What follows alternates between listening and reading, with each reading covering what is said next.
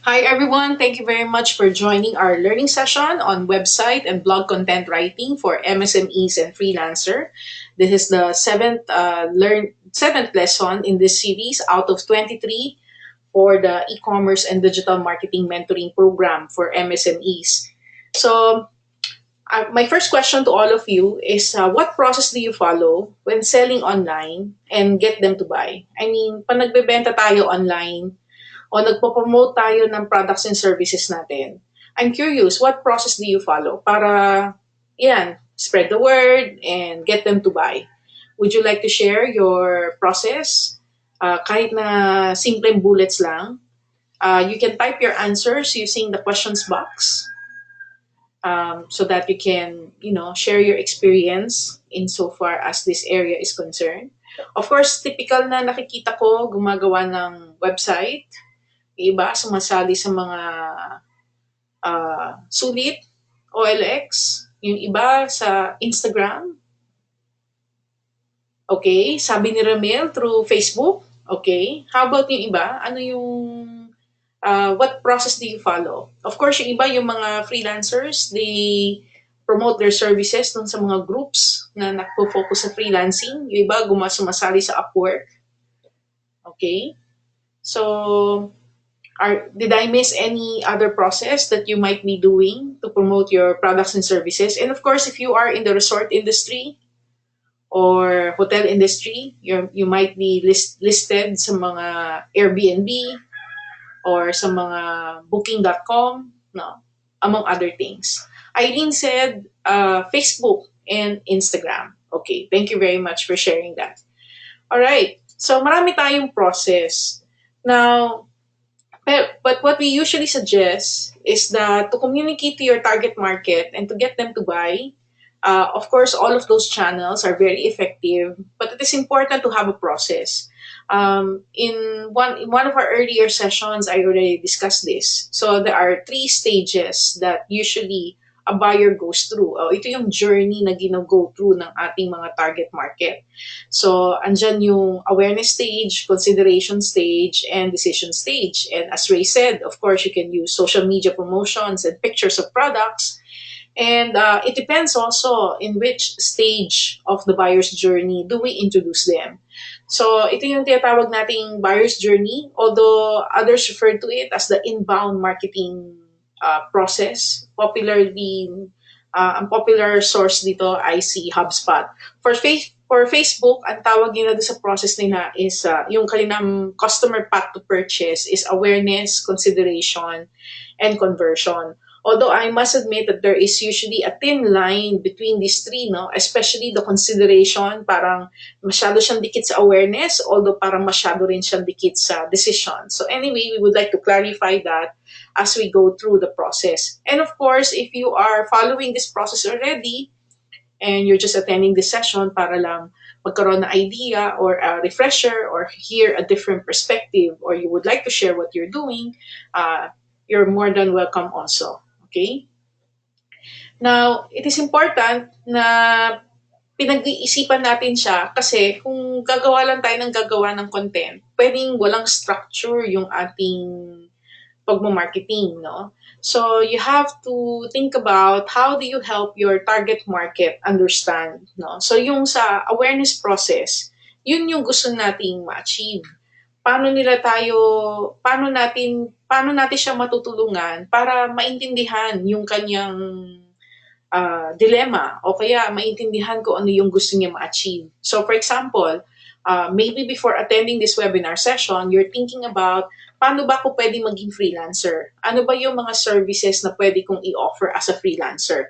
So maybe you started researching kasi gusto mo siya maintindihan. You wanna understand saan ba pwede magbenta ng services, among others. So, yun yung awareness. O kaya, kung nasa e-commerce naman ang track mo, especially if you are an MSME, how can I sell my products online? How can I expand my presence online? So, marami tayong ways na pwedeng tulungan yung ating target market na ma-understand yung kanilang situation. Kaya, kailangan, pag may product or service tayo, isipin natin, before we push this person to buy our product, kailangan makita muna, ma-appreciate natin, ano ba yung dinadaanan niya para mag-lead siya to a purchase, no? Ano yung, bago niya ma-appreciate na kailangan niya yung product mo, especially if you're selling something new, or if you are selling something unique, paano siya mag-arrive dun sa point na ma-appreciate niya yung ino-offer mo. Kasi yung nag-i-inquire sa'yo tungkol sa services mo, nasa decision na siya eh. Pero paano yung hindi pa nag-i-inquire sa'yo, no? So, halimbawa, nag-o-offer ka ng content writing services. Pag nag-inquire na siya sa'yo, ibig sabihin, alam na niya na kailangan niya ng content to be written for him or her. Pero yung talagang totally wala pa doon sa appreciation na yon, paano mo siya mapapapunta ron, no? So yun yung gusto nating makita nila pagdating doon sa stage ng yung first stage, yung awareness. So again, konting refresher din para kahit paano na nare-rejoinder natin yung lahat ng mga diniscuss natin since the first lesson. Before we do any marketing or before we do any content writing, kailangan malinaw sa atin kung sino ang ating focus audience. Ano ba siya? Doer ba siya? Supplier ba siya? Innovator ba siya? O influencer siya? We have to know where they are in the decision-making cycle.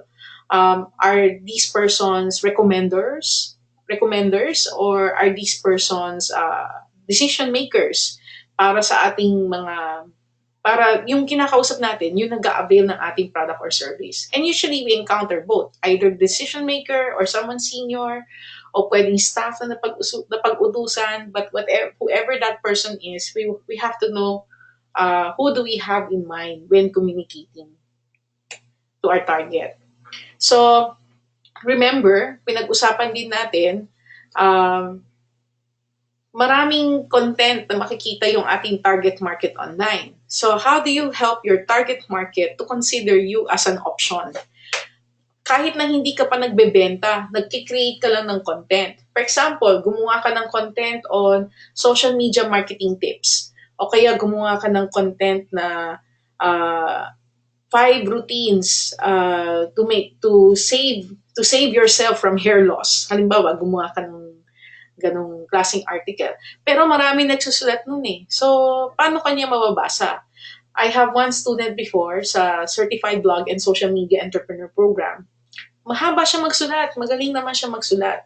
Pero nung nag-report na siya sa akin ng kanyang statistics, kasi parang meron kaming output sa Certified Blog and Social Media Entrepreneur Program. Parang yung output na required ko is, for the duration of the program, kailangan maka 10 articles ka, 1 month, within 1 month, maka 10 articles ka.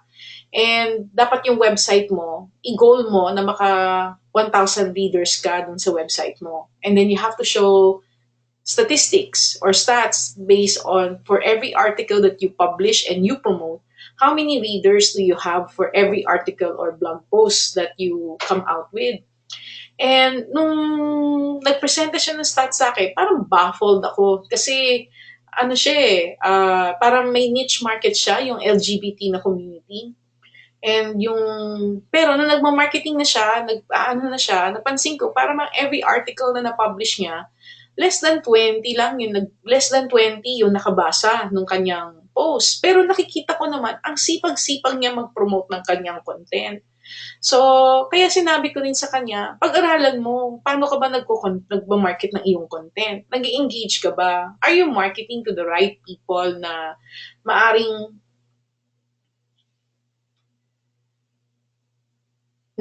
ma-attract dun sa content mo? Kasi baka mamaya, you're marketing to everybody. Kung hindi naman ako part ng LGBT community, na parang dun naka-focus yung articles mo, baka hindi ako nakaka-relate. And if you're writing a blog post talking about your experience or talking about your liberation, no, yung mga experiences mo, baka hindi siya relevant sa akin kaya hindi ko siya binabasa. So ibig sabihin, marami tayong challenges kapag kahit hindi porket nakapag-create ka na ng content, it will still get people to read about it. No? Parang ito, ginagawa ko tong learning series na to, kahit na tingin ko okay siya at maring makatulong siya, pero it will not necessarily get people to act. So that is why we have to be sensitive that there's a lot of competition for content, meaning from results appearing sa Google to people sharing on social media. Kasama na rin dyan yung mga nag-email at kung ano-ano pa. And if you're selling products or services, it's the same. Marami kang kalaban sa presyo. At, and of course, nandyan din yung distraction, no? Yung mga nangyayari. Like kanina, meron ako isang connection na nag-pass away na. Merong nagbe-birthday, and then merong nagla-live tweet sa isang event. So, there's so many things happening. So, you're just one speck in this whole, we're just all, parang one speck lang tayo dun sa mga nangyayari sa paligid natin. So, how can we get them to consider us as an option? And of course, when we write content, you must have a clear purpose why we're writing content. Whether the reason why you're writing content is for people to change their perception about you and get them to be attracted to you. And if they have many options, still consider you as one of the best choices that they can have. Um, and if they need something that you want them to deal with you right away, no, or get them to try you if you're new, and if they are your past customers, to still continue availing of your services or to re-engage with you. So, yung content natin, we're not just writing content to please others. I hope you go beyond just to please others. Kailangan meron tayong bigger goal. Para bang, sabi nga nila, begin with the end in mind, di ba? Sabi ni Stephen Covey. So, ganun din na concept pag gumagawa tayo ng content. Remember, during the lesson 1, I talked about my first article that I published dun sa lesson 1. At ang naging goal ko when I wrote that article piece was to get my first consulting client. I want that person reading that to feel na ako yung right person na dapat niyang kausapin kung gusto niya magpa-study. And fortunately enough, nakakuha nga ako ng isang client. So, do you remember when we talked about the value proposition? And we discussed this during was it the second session or the third session? We talked about the value proposition. Understand what your customers wants to accomplish. Now, I want to focus on the customer side. Nakita niyo yan? Sabi natin, ano ba yung job na kailangan niyang i-perform? Whether social, whether work-related, or para sa personal niya. Ano ba yung job na gusto niyang i-accomplish? Ano yung pains na gusto niyang i-avoid? At ano yung mga gains na gusto niyang makuha? And that is why popular yung mga how-to. Kasi anything that can help the person perform a job. Popular din yung mga fixes or troubleshooting kasi we all have our pains. Parang shampoo, halimbawa, how to have a nice hair. No? So, kaya merong mga gugo, tonic, at kung ano-ano pa na ni-recommend nila, hair repair, no? Na may mga advice pa sila kung paano mo aalagaan ng buhok mo. And then may pain, yung how do you reduce hair fall, how do you reduce hair loss, how do you fix tangled hair, yung mga nagdidikit-dikit na buhok.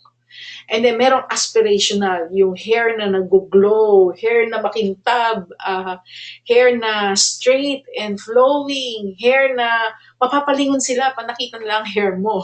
So, I'm just putting it in that context.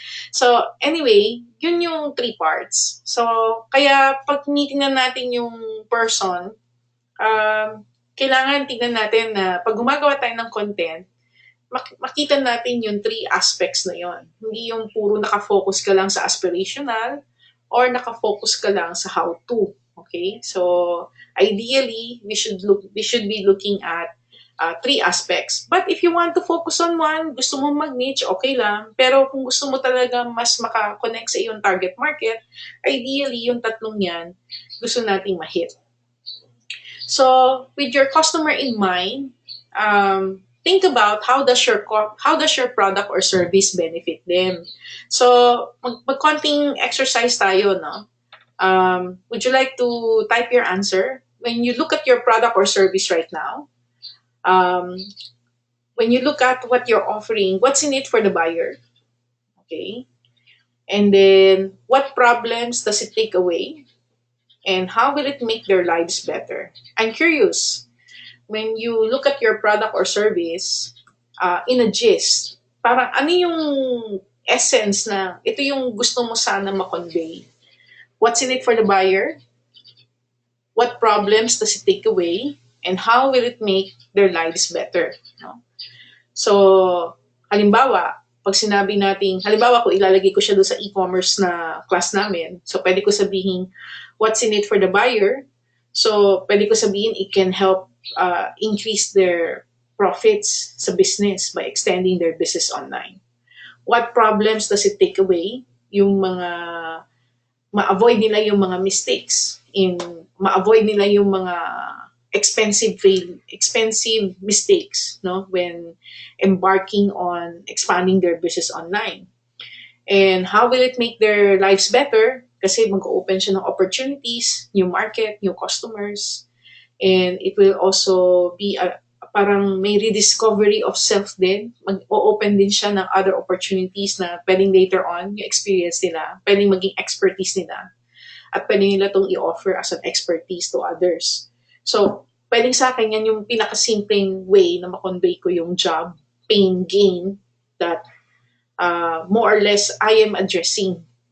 So, I'm curious, how about you? With your customer in mind, what's in it for the buyer? How will it make their lives better? And what problems does it take away? Would anyone like to give it a shot? If you want me to unmute your microphone, just press the raise your hand button and I can unmute your microphone. Meron bang magbo-volunteer? Or maybe you can type your answer.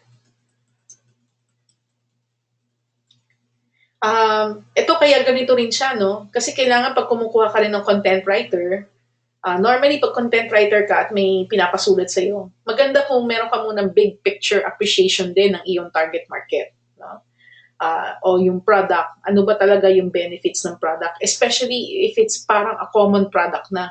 Halimbawa, kung yung client mo gumagawa ng organic shampoo, sabi niya gawa raw sa malunggay. So, maganda maintindihan mo siya kasi you're gonna write something in a category na dominated ng cream silk, Pantene, Clear, Rejoice at kung ano-ano pa, di ba? So, kaya napaka-importante na naiintindihan natin kung paano, saan ang packaging.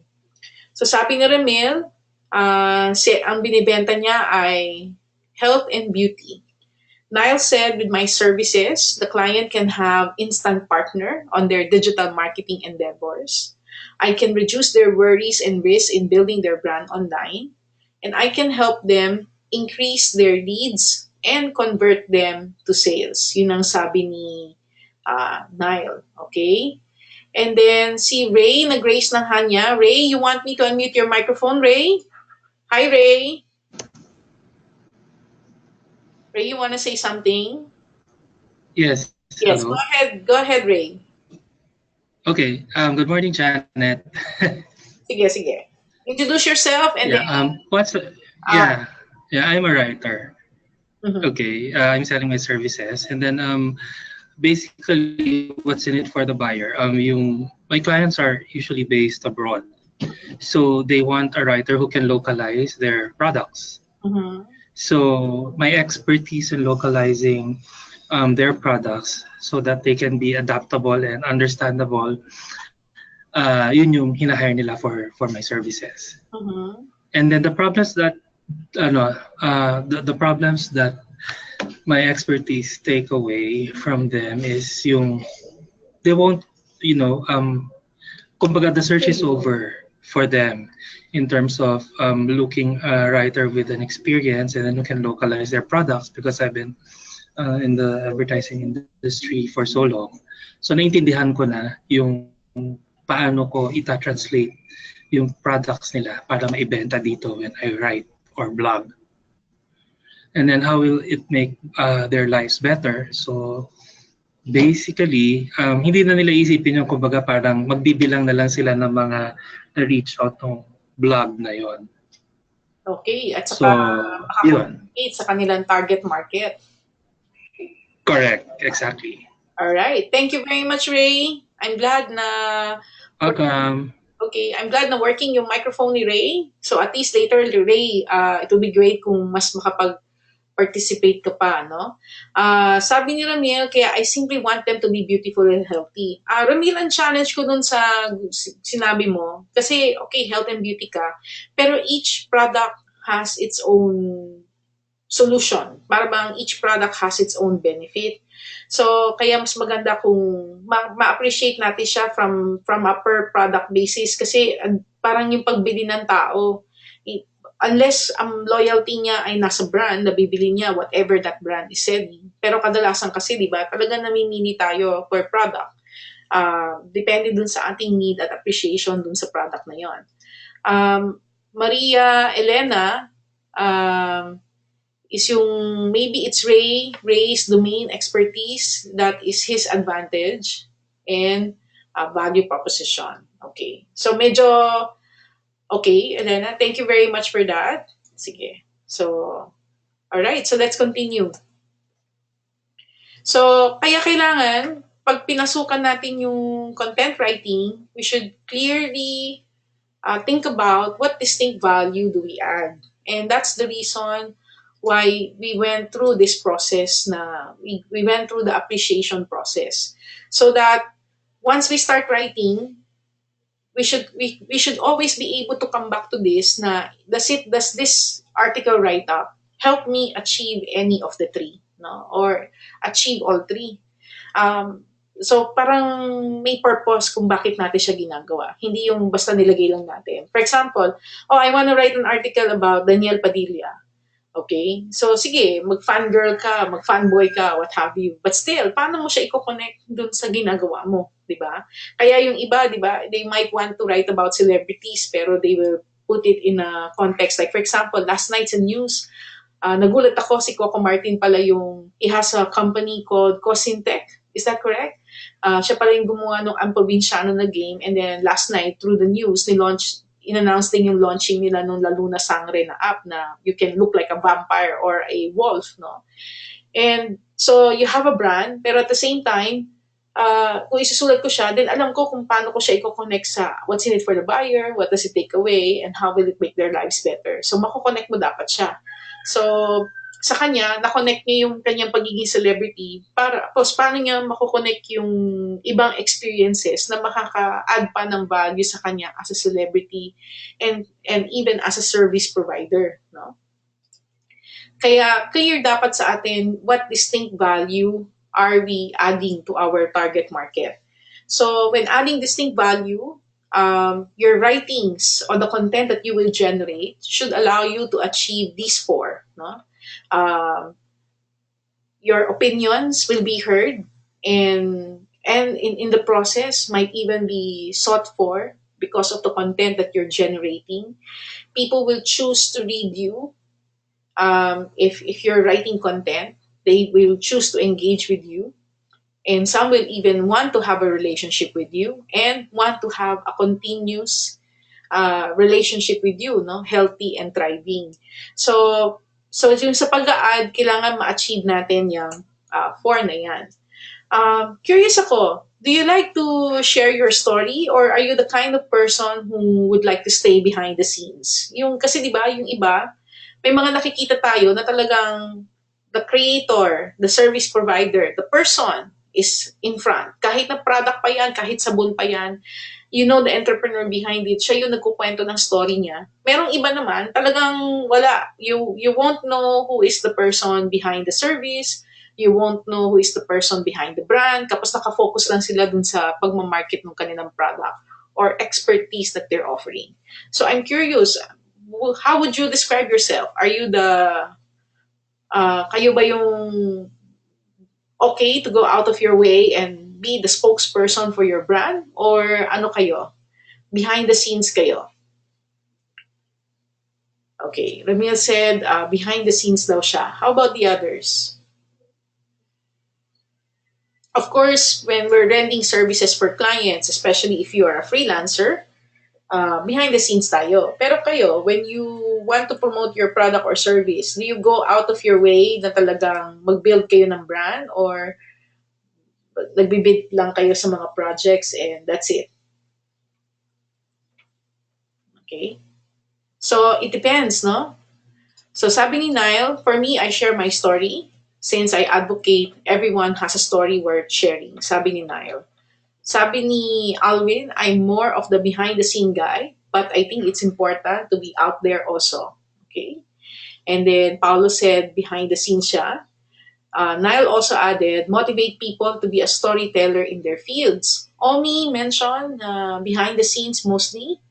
And Melissa said, content should be contextualized and writers should have info or research about the particular target market.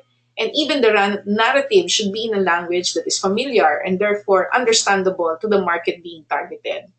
What research market methodology do you usually recommend which a content writer should do? Um, Normally, kapag depende sa klase ng client. Kaya kanina, in-emphasize ko yung paggamit in our previous lessons, we emphasize on using the value proposition canvas so that we will have an understanding of the what the target market concerns are, and then we see if there's a product and market fit, and then we also go through the process of buyer persona. Of course, we have to go for the target market. So we tackled that also in lesson, was that lesson 3 or lesson 4? Okay, so we venture into that as well. Of course, you can also do surveys, you can also do research based on keywords. There are many ways that you can go about it, but at the least is really if you're working for a client, then kailangan talagang makita natin yung business ng client from their own lens, no? Ma-appreciate natin yon from their own lens. And then, and if we can have an idea of their target market, may makausap tayong customer, mas maganda para kahit paano sila na-attract, ano yung nalaman nila about the product that made them loyal, among other things, para mas ma-develop natin yung ating story. And then papasok din yung branding element. That is why we're using Fascinate para kahit paano magkaroon ng branding context yung ating pagsusulat, no? Alam natin yung values, alam natin yung story ng client, what makes them fascinating, at yun yung gagamitin natin para mas ma-communicate pa yung story ng client. Okay? So I hope that that helps. You can also review yung mga past lessons para mas makaano rin siya. Makita mo kung paano siya mag-gel in together. June Bulos mentioned, I'm more behind the scenes, but now I want to be more active in promoting my products through e-commerce. And then Geraldine said, want to do both. Joseph said, behind the scene, the fact I have a bodega in Pasig run by someone. Okay. So there are many ways of how we can go about it. Actually, there's no right or wrong answer for this question. Of course, it depends on the hat that we're wearing. If we're working for a client, there we're more behind the scenes, but we have to write from the perspective of the client and have a deeper appreciation of their target market. Kasi, o kaya mamaya sabihin niya, maganda nga yung sinulat mo, pero hindi naman ganyan ang language namin, hindi kami ganyan magsalita, hindi kami ganyan makipag-usap sa aming client. So, pwedeng hindi rin magkaroon ng match, no?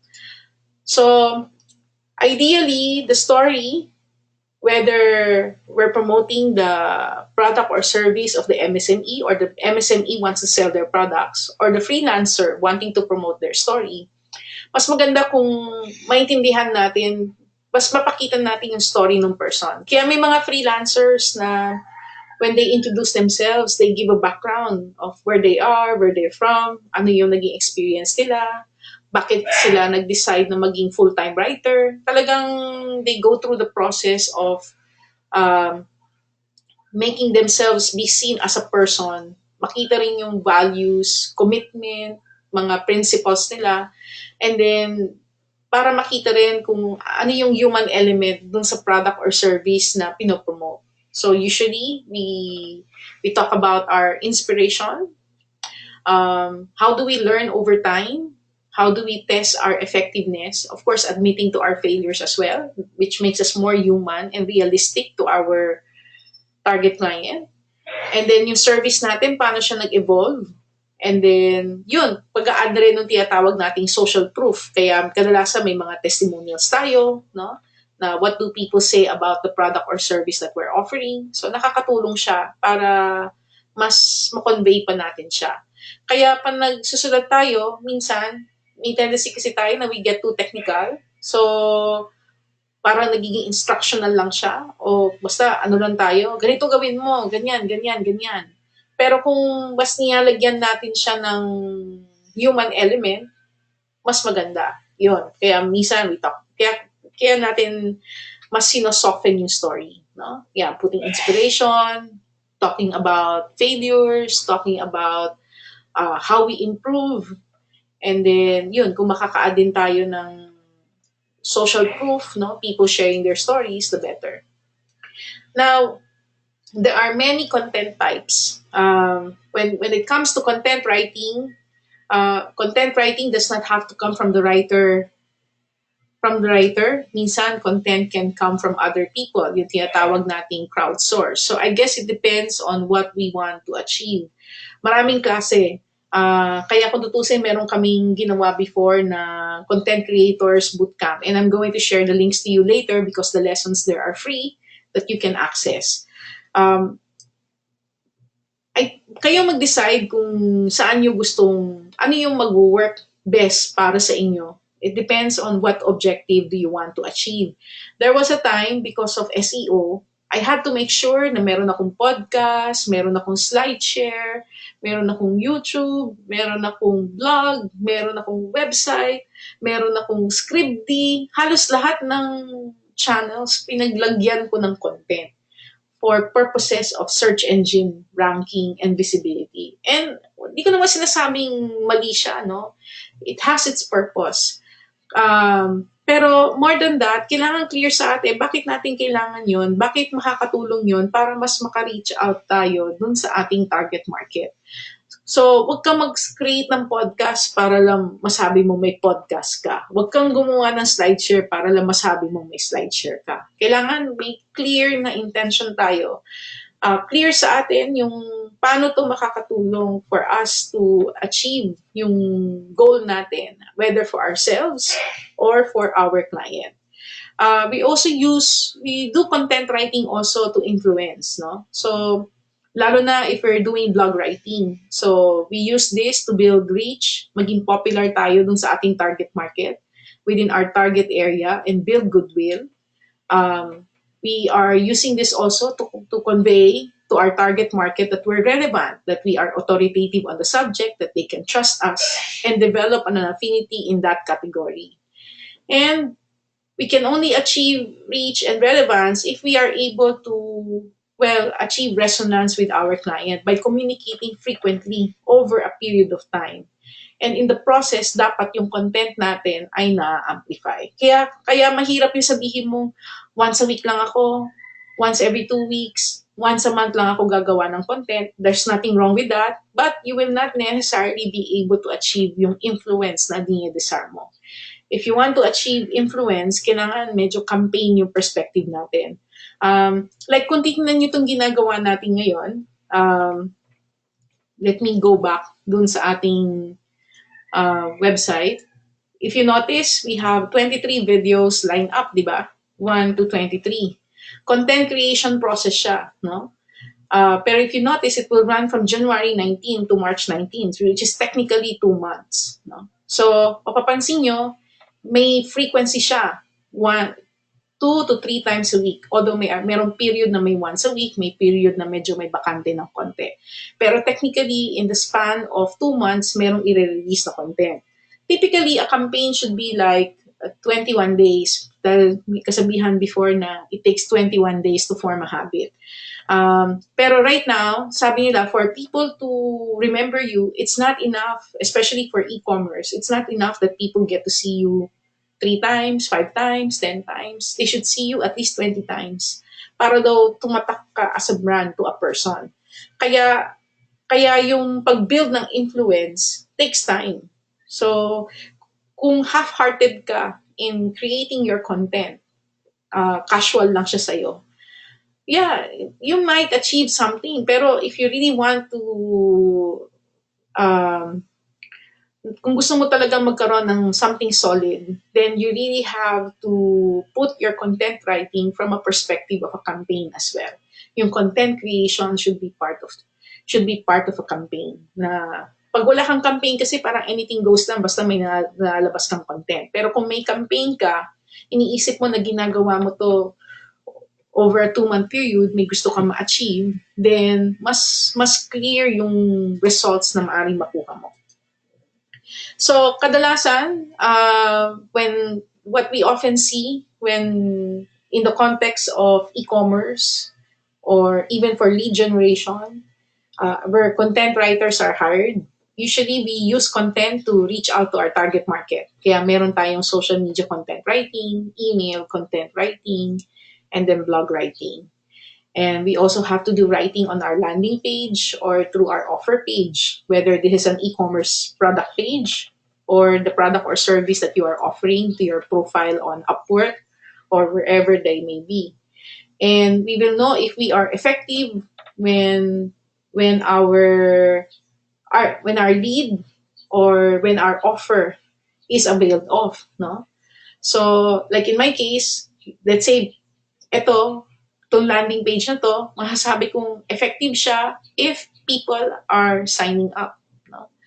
Pero of course, signing up is one thing, getting them to attend the webinar is another, and getting them to watch the videos posted online is another, and getting them to take action to participate in other programs is another. So it's a more complicated process. Kaya kailangan may strategy ka on how you're gonna go about it, and maybe a bigger plan na beyond the 66 days, pwedeng base lang siya for a higher plan, no? Parang this is a database generation strategy, depende sa iyo kung ano yung approach na ginagawa mo. But in all of this process, I think kailangan mo-convey mo sa target market mo what makes you fascinating, what makes you different. It's not about being better than others. It's all about communicating what makes you different. Are you more passionate? Are you more committed? Are you more authoritative? Are you more trustworthy? Do you have higher affinity in that category? So, kailangan whatever that is, kailangan pag ma-achieve mo yun, yun yung gusto mo ma-achieve pagdating dun sa campaign na yun. And of course, you don't achieve everything in one campaign. It's a series. Kaya kung katapos ng isa, kung di mo na-achieve, give up ka na kagad, then maybe you're not committed enough. Kasi kailangan alam natin na test siya eh. So, you test, you learn, you test, you learn, you test, you learn, you test, you learn. Kailangan tuloy-tuloy siya, no? So, awareness. So, awareness is helping your target market understand, di ba? So, sabi natin kanina, merong awareness, consideration, decision. So, pag sinabi natin help our target market understand, pagdating kasi sa awareness, yung ating target market, iniintindi pa lang niya yung opportunity. So halimbawa, in our case, to help our target market understand e-commerce more, we have our website, Digital Filipino, na marami kaming content. And then we also have our YouTube channel na marami kaming content. So, walang engagement sa target market, talagang content lang siya. Ang engagement is pag nag-inquire siya through the Facebook page, nag-comment siya doon sa YouTube channel, or talagang nag-fill up siya ng contact form, no? Pero at least when this person is in this stage, pwedeng hindi pa clear sa kanya kung ano yung gusto niyang gawin, pero at least pumasok ka na sa radar screen niya dun sa part na yon na may gusto pa lang siyang maintindihan tungkol dun sa field that you are in. And through that, hopefully, you can be part of the process when your target market is still researching, no? And finding ways on how can they solve their problem. Kasi sabi nga nila, when the person inquires from you, parang 50% more or less nandun ka na eh. Pero hindi pa siya talaga nagtutuloy sa'yo all the way, no? So, how can you help this person in their research journey and in solving their problem? Kaya dun talaga papasok yung content. Maring hindi mo pa siya makita. Like halimbawa, meron kaming community before, yung Digital Filipino Club. I remember one of our members there said, parang kasi matagal na rin yung club eh. Parang inabot siya ng 5 years bago siya nag-join ng club. No? So, medyo matagal. No? In fact, even kay Sally Hogshead, I first discovered her, I started following her ng 2009 or 2010. Pero bumili lang ako sa kanya ng kit 2 years ago. And I only became a Fascinate Certified Advisor last year. So it took me 5 years para i-avail ko yung kanyang service. Although nakabili naman ako ng libro niya before. Pero ang point doon is, pagdating sa online, marami kang market na makikita. Merong market na ready i-avail yung service mo. Merong market na hindi pa ready i-avail yung service mo. Kaya wherever they are in the market, kailangan may content ka. Kasi pag wala kang content, nakikita ka lang niya sa purchase, most likely, mas invested siya dun sa mga nakasama niya sa awareness and consideration. Kaya yung mga nakakabenta, promote lang sila sa IG o sa Facebook, nakabenta sila kaagad. Maswerte ka kasi somebody else has done the awareness and consideration work for you. No? Maaaring hindi na ikaw nagtrabaho doon, nag-benefit ka na lang. Somebody else has done the awareness and consideration work. Kaya kung tutusin like sa amin, we do a lot of content on educating people about e-commerce. Kaya minsan may mga nagme-message sa akin na, "Uy, Janet, may nakuha akong client." Sabi niya, "Buti alam, may content ka." Kasi yung mga dapat daw malaman ng client niya, nakuha na raw nila sa website ko. Tapos pagdating na raw sa kanila, more of nagpa-fine-tune na lang daw sila ng deal. So sabi ko, that's good. Pero hindi naman siya sa akin dahil di naman ako kumukuha ng web dev na projects. So, depende yun, no? Pero ang point doon is dapat nandun ka, makita ka wherever that person is in their journey. So, for consideration, you want to be able to help your target market research and solve their problems. Andyan na yung pag-solve ng pain. Yung kanina, sa awareness, para maybe help them to do their job. No? Help them further to do their job. Pag talagang mas intensive na yung research, kadalasan meron na siyang sinosolve na problem. Diba? Parang yung nagloloko yung computer mo, talagang nag-research ka para masolve mo yung problem mo. Diba? So pwedeng in our case, yan, we have the e-commerce bootcamp, where talagang dun sa mga deep dive na content learners na talaga siya. Ito, pwedeng masabi ko, nasa research and solve stage na rin kayo. If you're committed to attend this whole series, yung 23, o at least decided kayo na panoorin mo yung buong 23 videos na ilalabas natin sa series na to, then pwedeng nasa consideration stage kayo. No? So help your target market, research, and solve. Although you will not necessarily be the solution, pero definitely that person, your target market, has decided to include you in their journey sa kanyang pag-research at sa kanyang pagsusolve. No? And then decision. So sa decision, you must help your target market include you in their solution strategy. Gusto natin masama tayo dun sa solution strategy na meron yung ating target market. Masama tayo sa kanyang mga options. Kumbaga marami siya makikita, pero bottom line, pagdating na sa decision, 2 na lang pinag-iisipan niya o 3 na lang ang pinag-iisipan niya. That is why if we are creating e-commerce websites or if we are creating websites that promotes our services, we must be able to show what we're doing, tell our story, and then describe the product or product features or service features or benefits. So for example, in our case, an example of a decision process will be our e-commerce page or our Patreon page. Although kung tutuusin sa ganitong series, mas target market ko talaga yung mga institutions na gustong mag-offer ng ganitong klaseng training for their constituents. Meron din akong ganong klaseng target market. Yun yung aking 20% that will give the 80%. Hindi ito. No? Pero yung mga iba, dito sila. So, normally, basta you create content na it will tackle both. Although, pwedeng mas nakafocus ka dun sa 20% who will give you your 80%. no? So, but at the end of the day, nakakatulong pa rin siya para ma-achieve mo yung gusto mong makuha, no? So, it is important that we communicate our product or service benefits, no? Pag nagsusulat tayo. So, may iba-ibang ways tayo to do it. Some of us will do nice write-ups. Some of us will have nice pictures. Some of us will create videos, among others, no?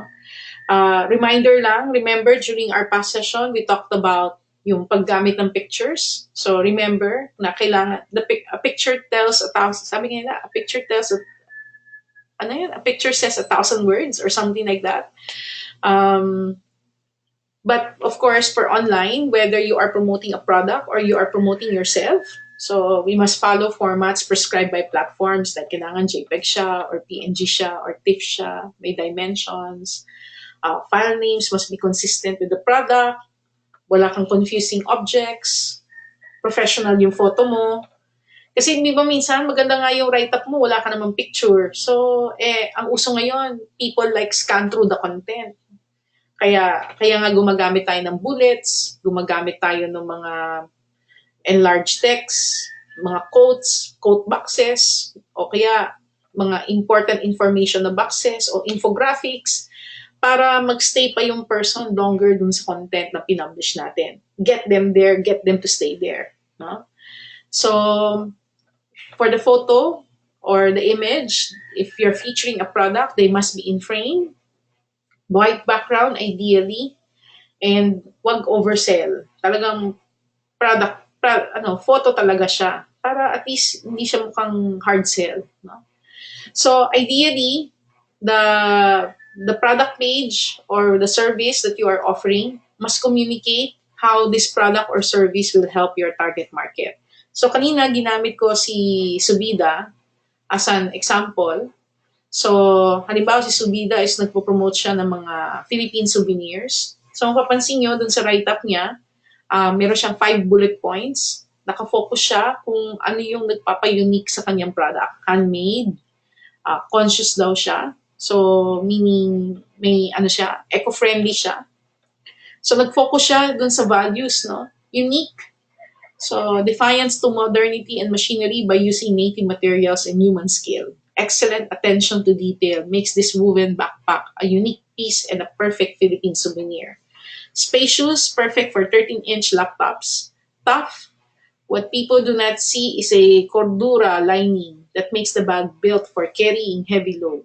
Tapos, mapansin nyo, yung price point niya nasa 1,190 for a native backpack. No? So, may depth siya. Actually, pag binasa mo si Subida at binasa mo yung kanyang social responsibility, yung committed siya to the local craftsman. So, yung culture niya, yung adherence niya to quality, yung loyalty niya in helping local communities promote their products, yun yung nagpapa-add pa ng value dun sa kanyang binibenta. No?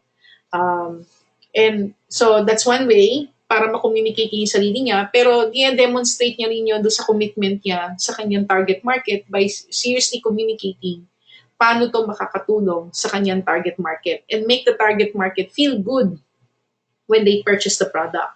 So, clear siya. I believe captivating din siya, pati doon sa mga pictures na ginamit niya. No? Hindi naman siya ganun kahaba. Madali siyang basahin. No? You don't have to scroll through to read further.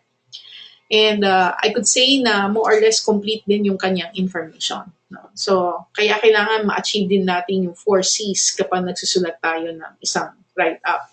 Kasi pag sinabing, para akong mas lalo nalito kaysa mas naintindihan ko yung sinulat mo after reading it, then parang hindi natin na-meet yung ating objective pag hindi natin nagawa yon. No?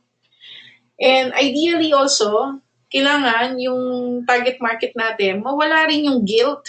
Kasi may mga iba na ayaw bumili kasi parang nagigilty sila. Like halimbawa, nakita mo, ayan, parang mahal naman ng backpack. So, baka mamaya magkaramdam ka ng guilt. So, kailangan mawala yung guilt din doon sa part ng buyer. Kailangan maramdaman ng buyer na it's a good deal. No? Na nakatulong siya sa local communities, pero at the same time, he's using something na proudly Filipino made. no? Na pag dinala mo siya abroad, para bang ano siya, parang pupurihin ka nung makakakita sa kanya. Ay, ang ganda naman ng backpack mo. Actually, I have one of this. And although medyo na ano na yung sa akin eh, medyo may na-damage ng konti yung banig nun sa akin kasi masyado akong rugged kasi ako pag medyo bumabiyahe, no? So, pero ano siya talaga, attention grabber siya. So, at least parang mapagmamalaki mo what you're using. Hindi yung parang you're just carrying one of those typical bags, no? So, okay din siya.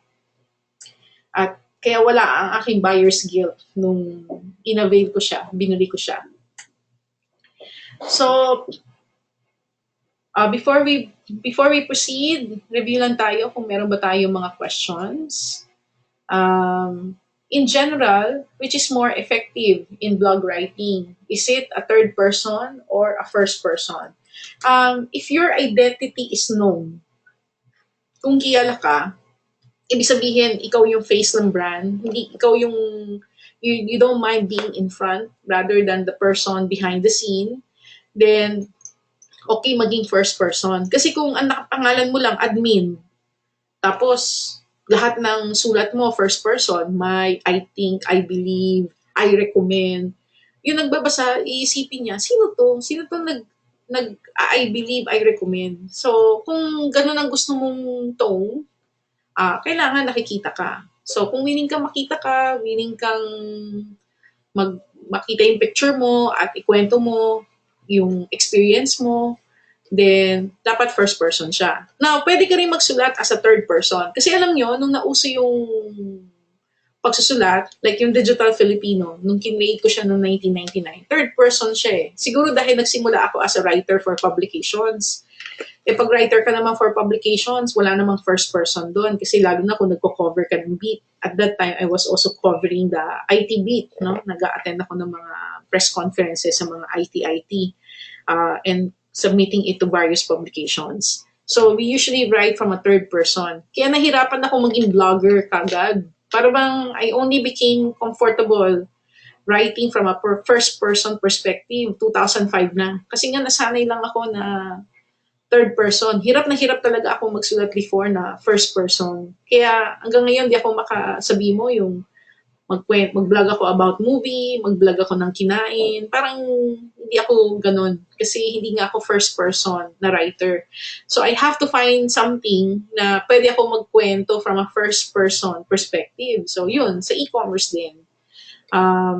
Pero since Digital Filipino really had an image na ano siya, resource website siya. So hindi lahat sinusulat ko from a first person perspective. So kayo, tingnan niyo yung product niyo kung saan kayo mas comfortable. I think useful ang first person if you are also carrying a product that is unique to you.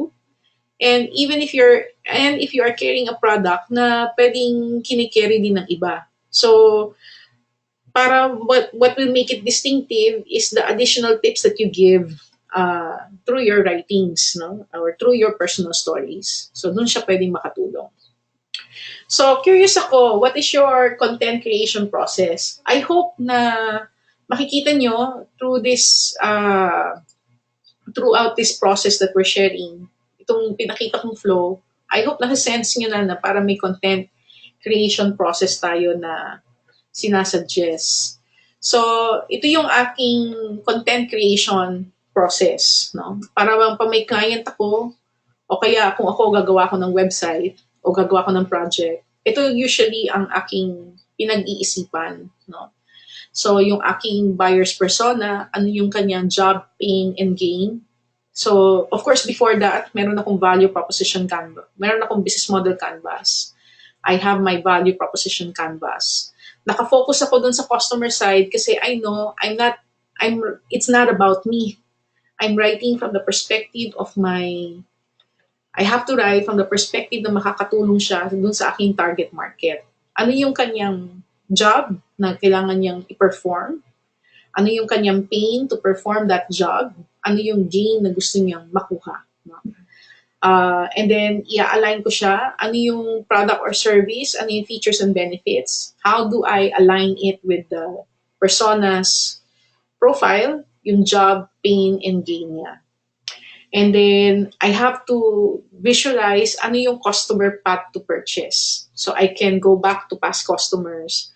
Paano kita naging estudyante? Ano yung dinaanan mo? Bakit kita naging estudyante? So ano yung awareness stage niya, consideration stage niya, decision, and conversion stage. No? So kung nagbebenta naman ako ng product, like halimbawa, there was a time nagbenta ako ng e-commerce shirt. In fact, meron akong binibenta yung headdress. Kasi mahilig ako mag-headdress eh. Although wala akong ganong picture ngayon na may headdress. Pero mahilig akong magpagawa ng headdress. So, ano yung dadaan ng process ng person from awareness, consideration, and decision process.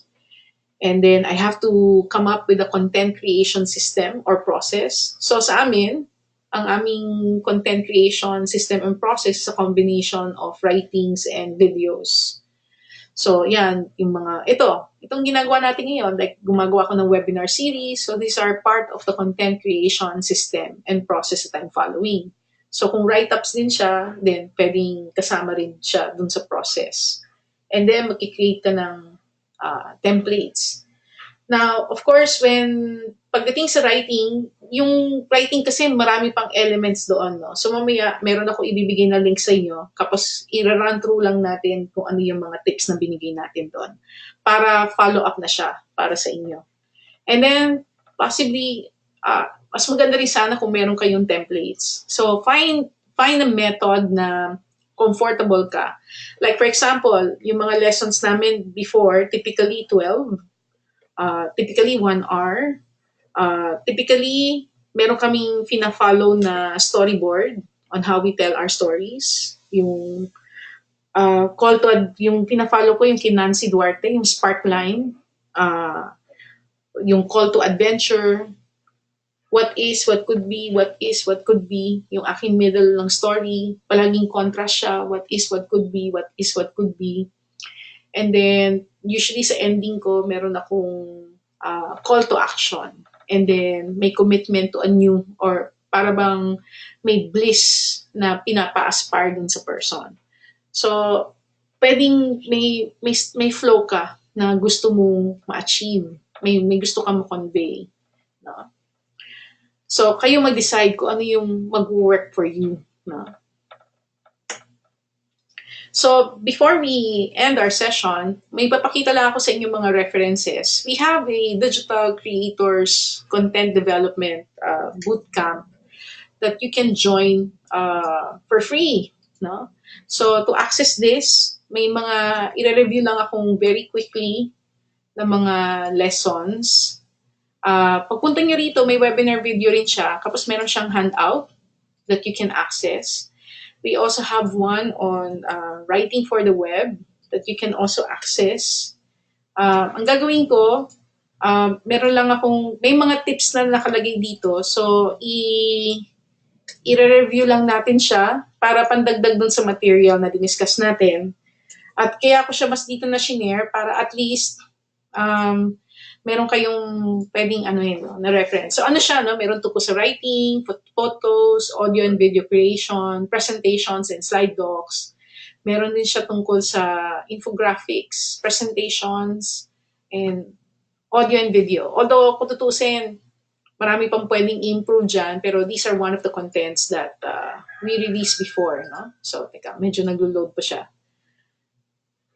And of course, if you have questions, you can type it here. Sabi ni Elena, in terms of buyer's journey, I think it's also worth exploring the path from consideration to comparison before application, because there might be competitors that the buyer is aware of, then also worth exploring the content that covers retention so that you can get repeat customers. Yes, that's right, Elena. I agree with you there.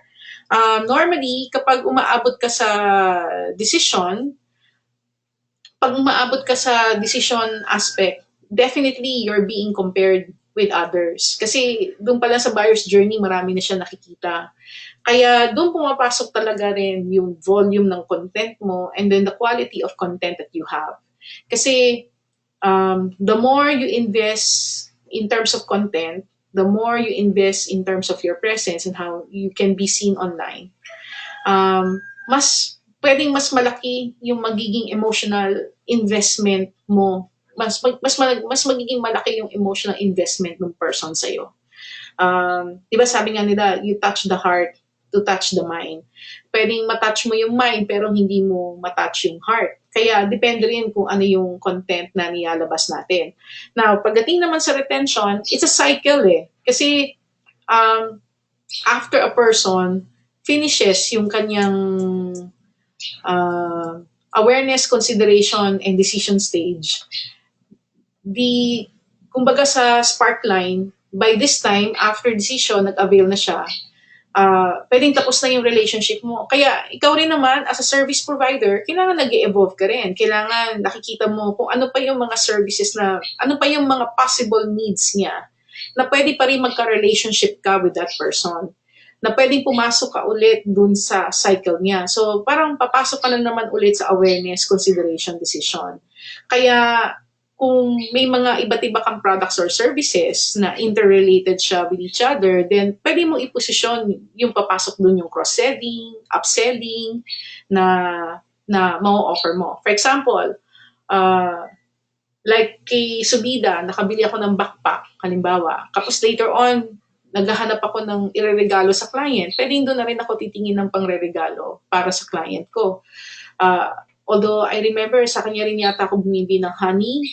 And then, ano ba may nabili ko sa kanya? May iba pa ako nabili sa kanya eh. So doon papasok yung pag-offer pa natin ng ibang services. So that is the reason why in the first session, when we talked about business model, I also mentioned that as a service provider, kailangan isipin nyo, ano yung pwede nyo i-offer for a one-time sale?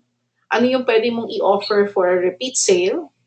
You also have to think about what do you have that will allow you to have a short-term relationship with that prospect and you have a long-term relationship with that prospect. So upsell, cross-sell,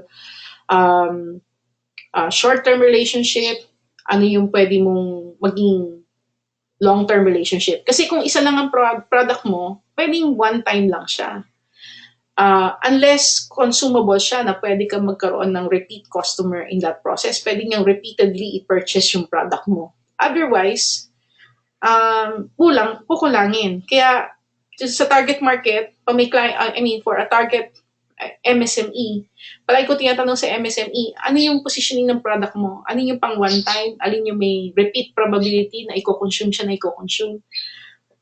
Ito yung binibenta mo ngayon, ano yung upsell package mo, ano yung cross-sell package mo. So, halimbawa kayo, you attend this webinar session, we have a short-term relationship. Pero if you're signed up for the whole series, then mas mahaba yung definition ko ng short-term relationship.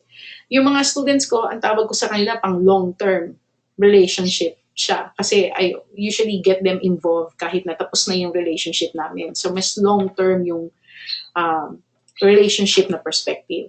So, pag buo yung product story natin, buo yung saan tayo pwede makapasok dun sa ating market, paano tayo magkakaroon ng relationship dun sa ating market, then yan, mas marami ka pang pwedeng paglaruan dun sa content mo. Pero if it's your first time, you can do it from one campaign at a time. Kaya ano siya, very much, kailangan tightly integrated siya. Okay? Thank you, Elena, for raising that, no? Susie also mentioned, I'm not sure if it has been discussed in other sessions, as this is my first session. If I have been tapped as a writer, clients generally sees a writer as someone who does the content, not one who can help gain customers. Any tips on how I can brand myself to the client, not just a simple writer, but someone who can help increase business for the client? I think nasa positioning mo ng iyong writing services. Before, I think shinare ko na yata yung website niya, pero I think nandito pa rin. Before, shinare ko yung website ni Carla. So, Carla actually is a writer, no? Copywriting ang kanyang forte. So, pag nagsusulat siya, nagpo-post siya ng mga articles, parang inaano niya na, part siya ng brand and positioning tactics. Ganun yung kanyang positioning. So, I guess if you are promoting your writing services to help a client improve their brand and positioning or to help convert sales kasi pati yung mga email copywriting ino-offer niya. So, mas mapoposition mo pa kung ano yung value na ma-add mo sa client. So, pwedeng sabihin mo na I'm a writer that can help you generate results. So, rather than being seen by someone na writer ka, na I can write blog posts for you, ano lang siya, no? Very technical siya, no? Sa taga-write lang ako ng stories. Pero if you're saying na I'm a writer who focuses on getting your target customer to buy from you, then mas clear yung ino-offer mong service. Then pwedeng mas mag-charge ka more for that. Kasi pwedeng pang landing page ka, pang call to action page ka, yung parang ito yung page na yung person magde-decide kung bibili ba siya o hindi. No? So depende yan sa'yo kung ano yung magiging positioning mo sa kanya. And then, Elena also add retention for the buyer's journey funnel. So you are the provider of choice. Thank you. Melissa add also, social media, especially Facebook and YouTube, are the media being used by terrorist groups to recruit the youth and young professionals with content that appeals to emotions and meeting financial needs. It is akin to selling a commodity but in another battleground. There is a need for counter-narratives to neutralize messages from the terrorist group. Can the journey for the MSMEs to decision-making be applicable as well? Yeah, pwede nating sabihin na gano'n. Kaya kailangan, sinasabi natin sa mga MSMEs, huwag sila mag-focus sa pagbenta-benta lang. So, kailangan ma-appreciate nila yung product nila. Parang how can this product make the person's life better, no? Halimbawa, if you are promoting supplements and if you're saying that by taking this supplement hahaba ang buhay mo, kung talagang yun ang positioning mo dun sa product na yon, then dun mo bubuin yung iyong narrative, like sa awareness, yan, you can tackle diseases o kung ano man yung mga gusto mong ibigay sa kanila na mga problem statements na usually bothers people, no? Doon sa stage na yon, no? At ano yung struggles ng person to have a long life as part of their social and emotional job and even for functional jobs, no? Then, pagdating sa consideration, when they start exploring on how they want to improve their health, then yun na, gusto mong mas mag-solid pa na you become one of the choices for that person. Siguro, sige, let's push that discussion further, Melissa. Halimbawa, let's say, like in my case, nabasa ko yung libro ni John Maxwell na No Limits. And when reading that book, the story narrative there was, John Maxwell reached a point in life na he was already preparing for retirement, that he even had a bottle of pebbles, where each pebble reflects a week of his life until he turns 70, if I recall correctly. And as each week passes, he removes one pebble from that jar. And then, pero in his work life, he was preparing everything, transitioning for the next person that he is grooming, to the people that he is grooming, pati na rin yung mga projects na hindi pa niya complete, yung mga nasa bucket list niya in a sense.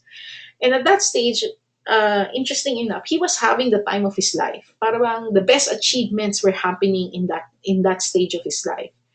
And then he even got a friend who told him, has he lost his marbles? Why is he thinking of retiring? And then dun niya na-realize that he had to change his mindset na there is no limit.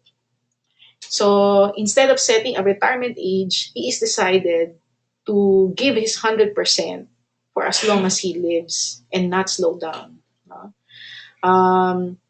And he also reckoned na may mga friends siya na 80 na, nagpa-publishing pa rin sila. And then I started researching, and I think one of the researches that I saw, one of the talks that I saw was of Jim Collins, yung author ng Good to Great, no?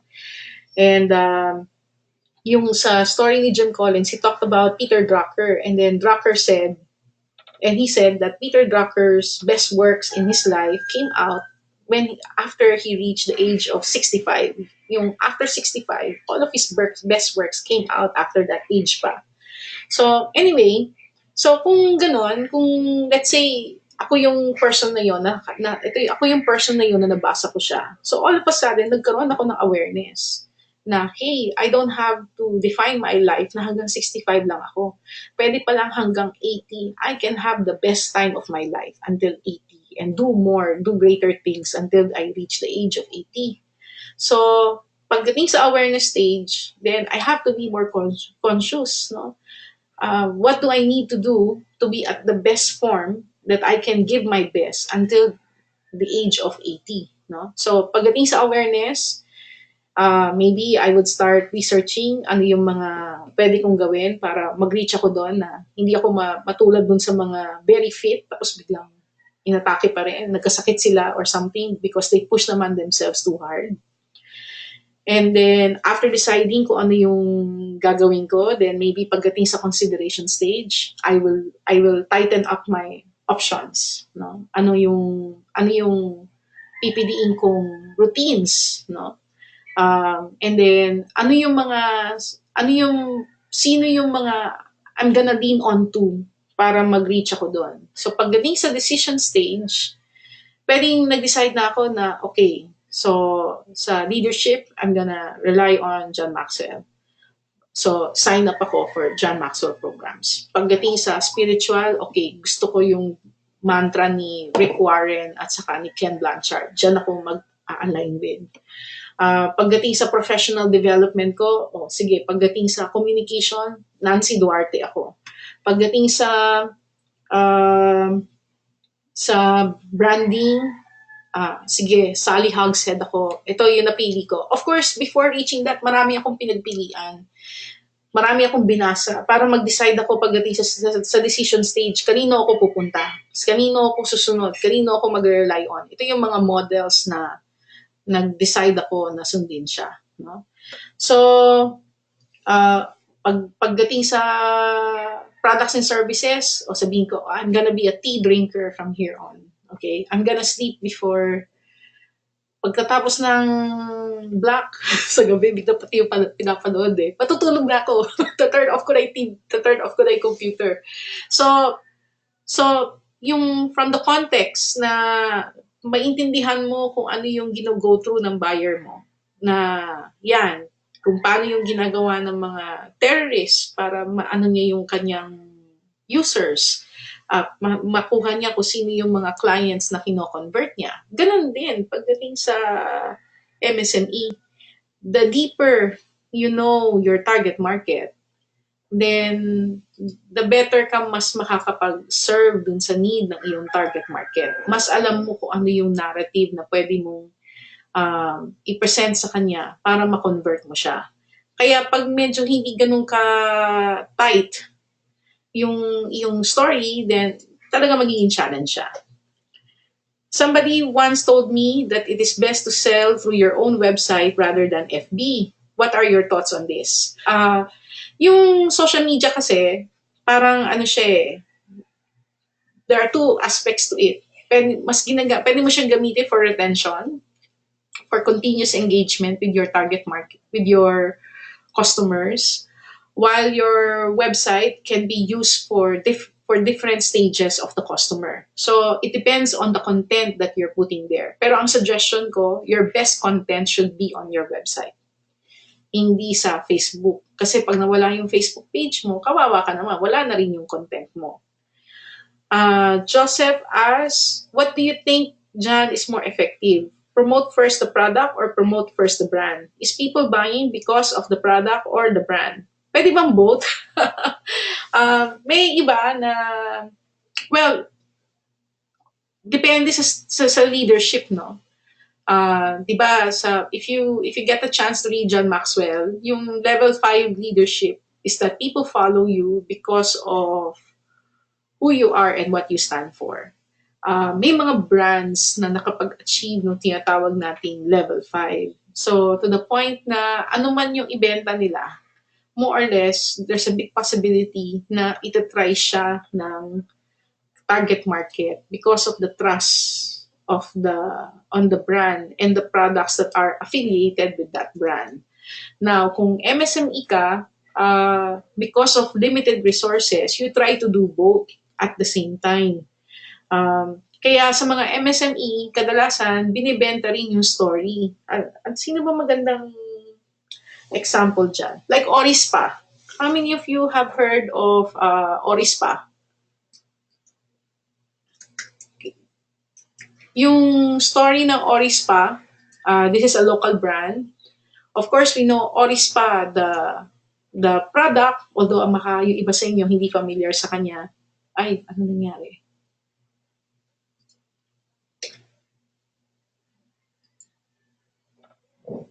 Teka, tingnan natin ulit yung Orispa.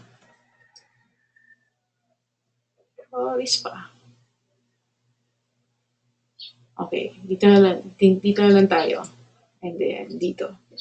So, for example, for those of us who know Orispa, of course, there's the product, no? Pero, nandyan din the entrepreneur behind Orispa.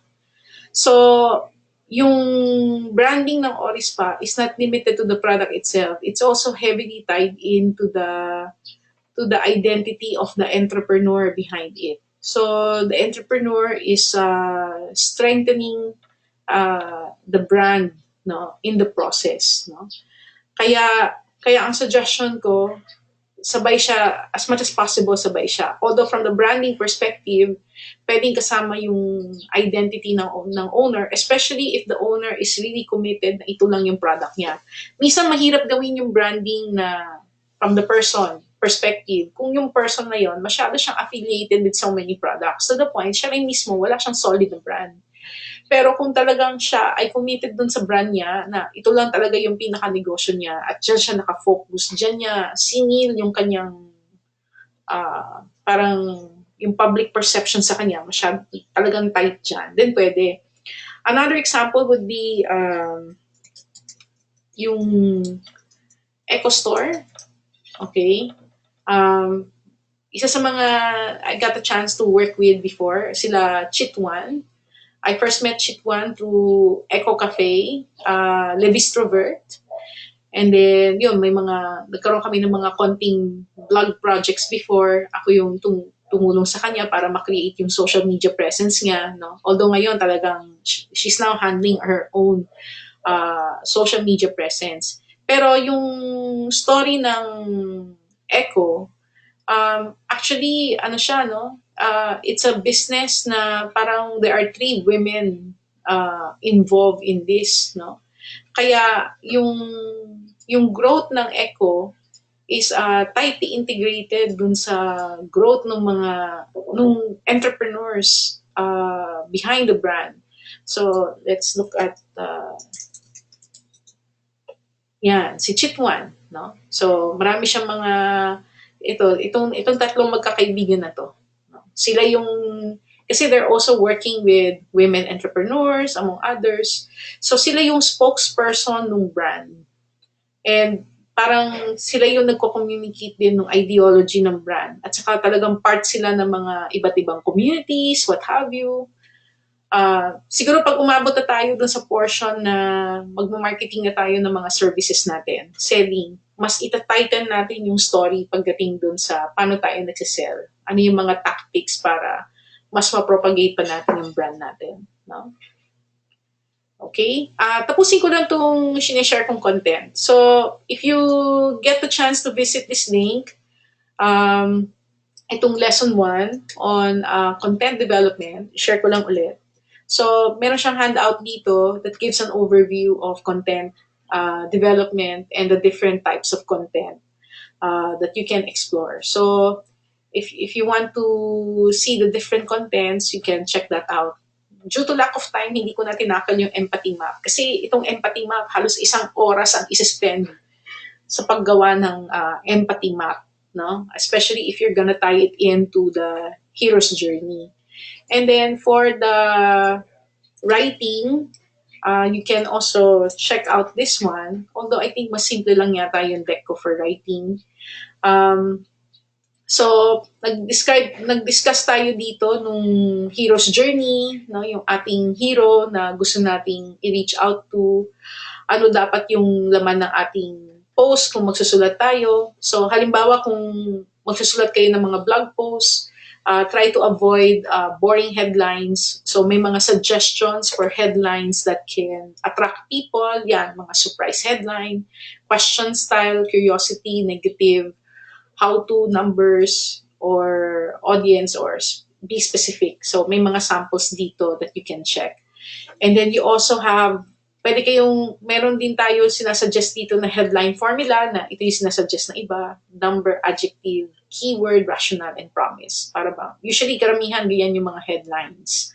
Lalo na kung gumagawa tayo ng blog post. Don't forget, whatever content you publish, you must have a featured image, no? And should your blog post be long or short? Kung gusto niyo yung mag-ranking sa SEO, remember when we installed SEO Yoast, ang sinasuggest ni SEO Yoast is at least 300 words.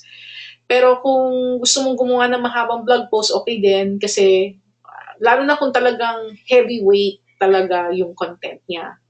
To give you an example, 16 crimes, cybercrime law.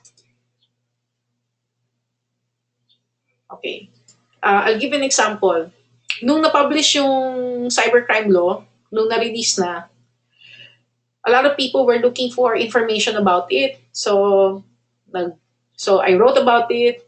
Later on, nagkaroon ako ng webinar. In-add ko yung webinar. Nag-add din ako ng SlideShare. Nagpagawa rin ako ng infographics. So, pinublish ko siya. Tapos, I keep on improving this. Tapos, yan, nilagyan ko siya ng mahabang description. Yung pag-ano sa kanya, no? Kaya sa website ko, I think ito yung pinaka most read na article hanggang ngayon. No? And lahat nung nangyari tungkol sa piece na to, nilagay ko dyan. So, nung pinag-uusapan na iti-TRO yung cybercrime law na merong phenyl, naghahanap sila ng mga taong may interview nila about the cybercrime law. So, pumasok ako sa radar screen because of this article.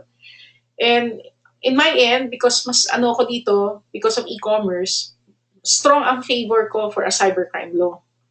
Parang at that time, walang kumakampi sa cybercrime law. Parang lahat against the cybercrime law. No? And I have a different perspective on libel.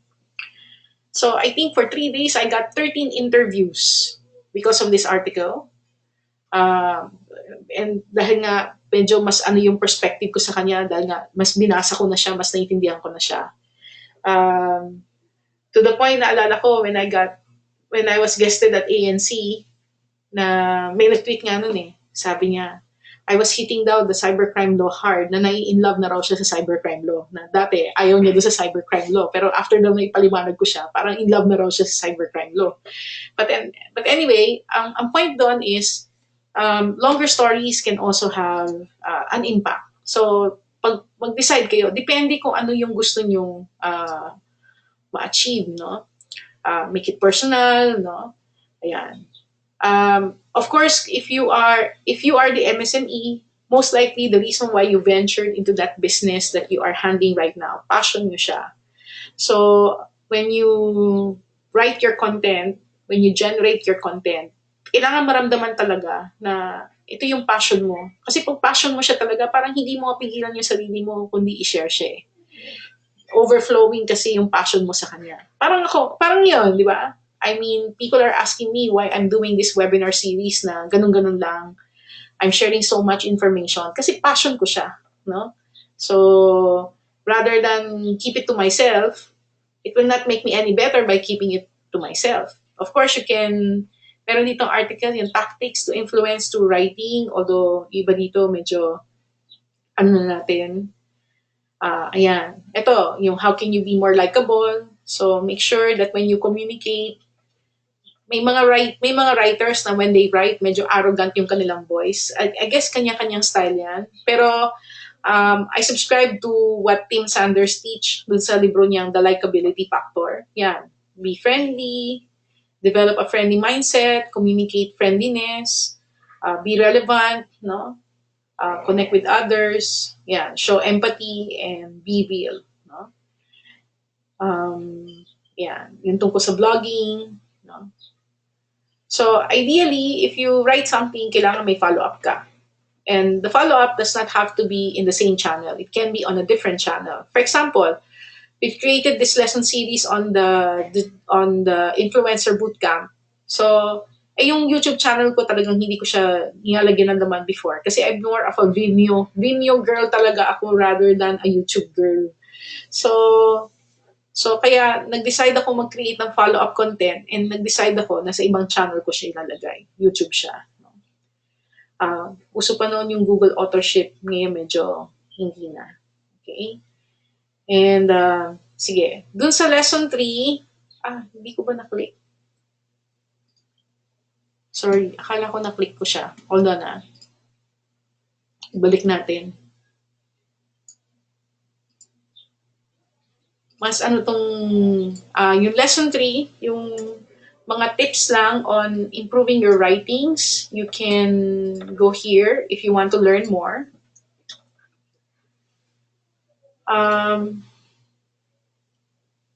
Okay, while waiting, no?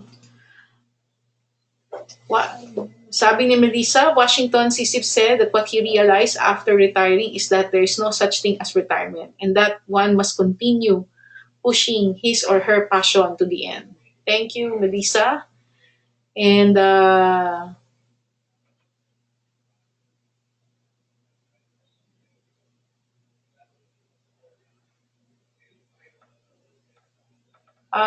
Lisa, I'm not so sure kung ano yung... okay. Sige. And then, Paulo, I really hate when customers still message me on Facebook asking what's available or what's in stock when the answer is already on the e-commerce website. They can also buy the product there. If I relay them to the website, sometimes they disappear completely. Is it bad relaying your customers to your website? Or is it better to close the deal on Facebook? Paulo, actually, I'm also guilty to that. Especially for people who believe close sila sa'yo. No? Halimbawa ako, pag nagpapagawa ko ng business card, kahit na pwede kong i-lodge yung orders ko sa alfaxprinting.com, mini-message ko pa rin si Abby. Tapos sasabihin ko, sa kanya ko pa rin ino-order yung card. Tapos pagbabayaran ko siya, hihingin ko na lang yung BDO niya or PayPal niya, then ita-transfer ko na lang. Parang it's a force of habit. So I guess pag MSME ka, then you just have to be flexible with that. Kasi nga may mga tao na gano'n na gusto talaga diretso.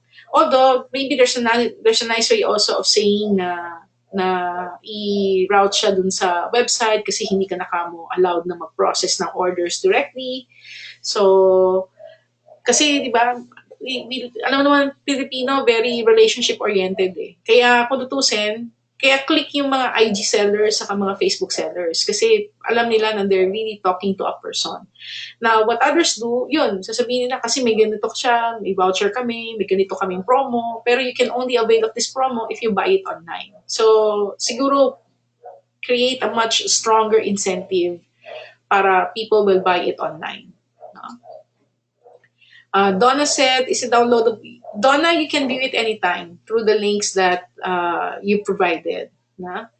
And Johanna said, Johanna, buhay pa ba yung libro? Nakakuha raw siya ng libro ko before. Thank you, Johanna. Hopefully, when we reach the 40 patrons mark, malalabas ko na ulit yung aking libro. Di kagad ako nakapaglabas kasi nag-alangan ako eh. Okay, so sa mga writing tips lang, no? So we have, sa lesson 3, we have tips on writing. So remember lang, iwasan natin yung all caps. Okay, yan. We can use how-to, ways to. Binanggitan natin yung mga headline. Na pala natin kanina. Additional reference, yung periodic table of content marketing. Although mukha lang siyang cute kasi mukhang periodic table, pero medyo effort siya para basahin, no? Pero sinabi lang, ang point lang niya dito, kailangan meron kang content strategy, ano yung mga iba't ibang formats that you can explore. So in my case, we have article, video, images, events. Wala pa kaming game. We have print, e-learning, email, social. So dati, nung bago ko, I make sure na meron kami lahat yan. Or as much as we can. And then if you're looking for content types, there are 5, 10, 15, 25, 29, 33, 36 content types here that you can work with. Meron din siya mga platforms, suggested metrics that you should watch out for, goals that you can aim for, how can you share, what can you do, language para for people to make people share it, and some checklist to follow. So, it's an interesting reminder. Maganda to, useful siya kung mapiprint mo siya. Print mo, tapos dikit mo somewhere. Or, para bang pa magsusulat ka na ng content, titingnan mo siya. Okay siya pag ganon. So, I would suggest using it as a reference. And then, ano pa ba yung pwede natin i-add? Ito kasi more on kasama na yung mga pag-share sa social media. And then, if you want to know if your content is effective, you can also measure it. So, like yung tanong ni Susie kanina, paano mo rin mapupush yung services mo? Kung mas gagawin mong measurable yung performance ng content mo, mas maganda. Yung nga lang, parang hindi naman fair yun kung hindi rin ikaw yung nagmamarket. Pero, if you will be able to talk to the client and find out ano yung gauge niya para masabi niyang effective yung content mo, then more or less, pwede kang magpresenta if you can also handle content marketing kung nakikita mo talagang forte mo siya. No? Pero if you are doing it yourself, tapos kayo rin yung MSME ka o freelancer ka and you're marketing yourself, pwede mo itong gamitin as reference. Yan, may reach ba, may visit, ilan nag-share, gaano kalaki may naging sales ba siya, tumaas ba ang following mo. So sa akin, tinitingnan ko rin yan. No? May repeat transactions ba? No? So marami kayong mga tingnan na iba't ibang elements. No? Depende dun sa purpose ng inyong pag-write. Okay? And we will discuss this further kapag nag-ano na tayo. Nag-social media marketing na tayo. So kung awareness stage, yan. Search, no? Anong keywords, and then pagdating sa consideration, yan, may mga metrics siya that you can also review. Okay? Like repeat visits, other pages being visited, inquiries received, and then ilan yung nagko-convert. Alright? So, okay. So again, thank you very much for joining us in this content writing session. And I hope yung pag-approach din natin sa kanya from a big picture perspective and attacking the rationale why we're doing it and from what context nakatulong siya. At yung mga follow-up tips natin from the other references, I hope makatulong din siya sa inyo. So our next session will be on Monday, and our topic for this coming Monday is all about search engine optimization.